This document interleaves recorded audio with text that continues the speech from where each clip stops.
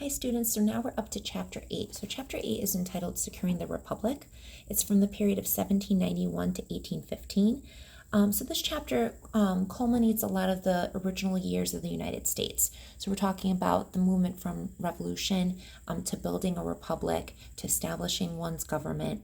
So we were faced with a lot of political factionalism, so a lot of different ideas that were coming around, economic development, and different external threats that were affecting the early part of the United States at this point in time. So as we mentioned in the last chapter, one of the things that was needed was the Bill of Rights. So the Bill of Rights was created in 1791, and it secured fundamental liberties that were needed for the young Americans. So freedom of speech, freedom of religion, freedom of assembly, and protections against government abuse. So this helped quell a lot of the ideas that the Anti-Federalists feared, right? So they needed that Bill of Rights to be created. The new government was also set up under President George Washington and established certain precedents for the United States at this point in time. So a strong executive power, neutrality in foreign affairs, because the United States at this point in time was young. They were recouping after the American Revolution. They don't want to get into new wars, right? And also to create a stable financial system. Because as we mentioned in the last chapter, we didn't have any money coming in, right? They weren't taxing, they weren't doing anything like that. So they have to ensure that the country is stable enough from a fiduciary responsibility to ensure that they can protect the financial system. There were also rise of various political parties at this point in time. So there were two main parties, similar to how we have today, where we have the Republicans and the Democrats. In this day and age, we had what was known as the Federalists. The Federalists were led by Alexander Hamilton. They favored a strong central government, commercial economy, and close ties with Britain. Then we had the Democratic Republicans, who were led by Thomas Jefferson and James Madison. So they wanted states' rights. They wanted agrarianism, which basically means easy access to farmland, because the United States still at this point in time was very agricultural. So they wanted to make sure that they could allot certain types of land for people and give property rights. They also supported at this point in time the French Revolution, because as we remember, the French had animosity against the British, but the French were also dealing with a lot of internal turmoil too, which led to the French Revolution. So they were kind of advocates for that. Because once again, they didn't want a monarchy. So the French were kind of going through the same thing that the young United States did as well, the young Americans.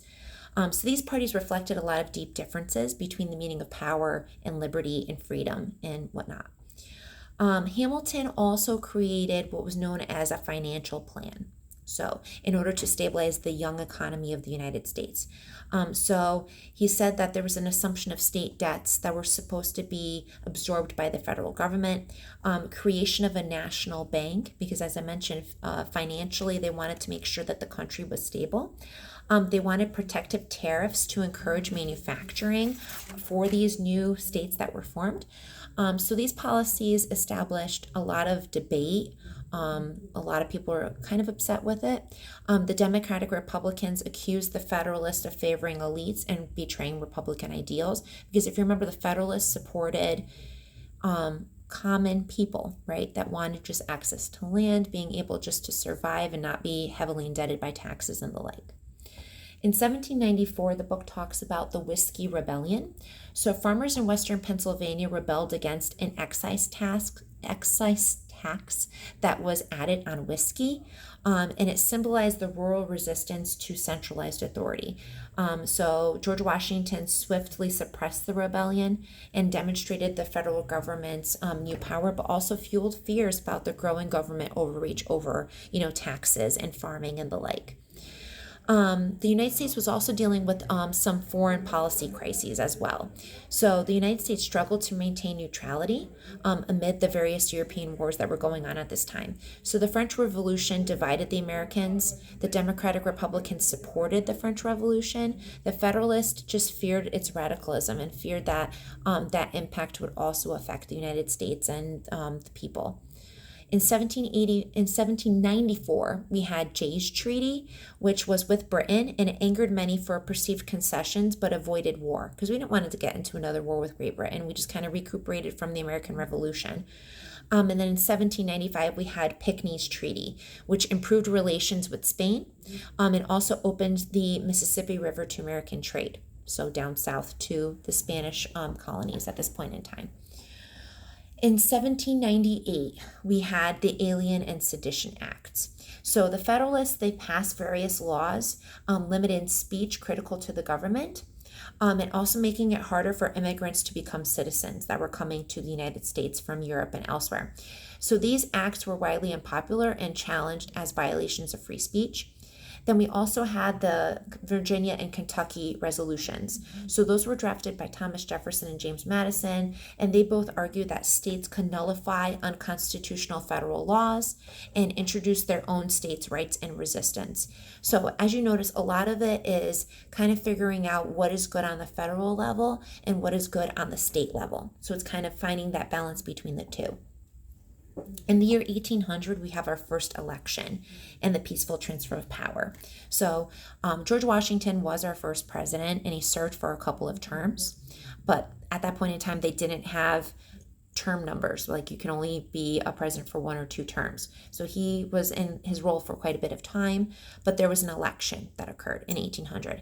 And it was a bitter election between Thomas Jefferson and a Federalist known as John Adams.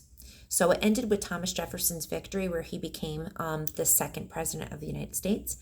The transfer of power marked the first peaceful change in party control of the presidency, and also cemented the principle of popular sovereignty and democratic governance within the United States at this point in time.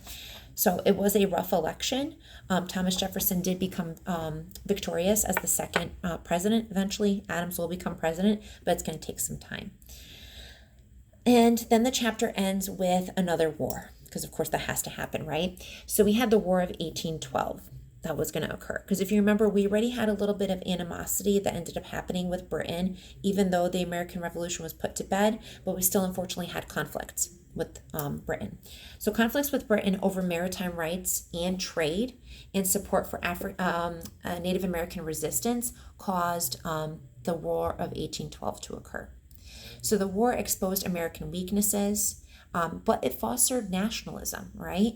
Because the Americans at this point in time, they weren't just colonists as they were in the past. They were states that were still united together as a new country, right? So they're going to have that refound nationalism that's going to unite them against the British aggressor once again. So key moments included the burning of Washington, D.C., the victory at the Battle of New Orleans in 1815, the Treaty of Ghent resolved the conflict between Britain and the United States, and it restored the pre-war borders, and it ended a lot of the conflict without clear winners. Honestly, no one knows who was victorious in the War of 1812, but there was a lot of things that were eased because of the war that was ended up being fought.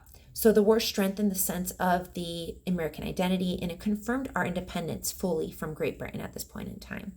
So when you think about the themes of this chapter, just remember that there was a war that did occur, but think about how the federal government started to form, how we actually had like a true presidency, how there was a second election, the relationship between the different types of political parties, and what effect that had on the United States and its youthful state. Okay, so I'll talk to you guys once again once we hit chapter 9.